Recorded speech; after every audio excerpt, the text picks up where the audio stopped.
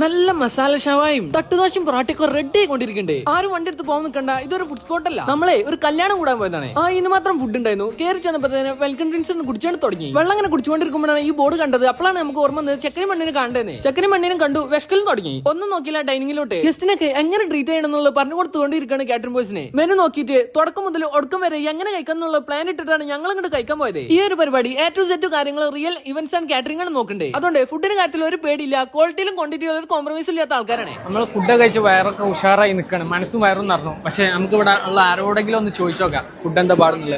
അതാ ഫുഡ് എന്താ പാട്? ഫുഡ് ഒന്നിനൊന്ന് മെച്ചം.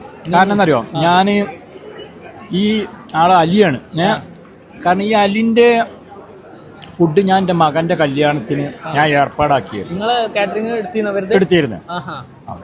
അപ്പൊ എന്താ വെച്ചാൽ അന്നിപ്പോ നമ്മളെ സ്വന്തം പരിപാടിയല്ലേ, നമുക്കിപ്പോ ആളുകൾ തിന്നതിന് മുമ്പ് തിന്നാൻ കഴിയില്ലല്ലോ.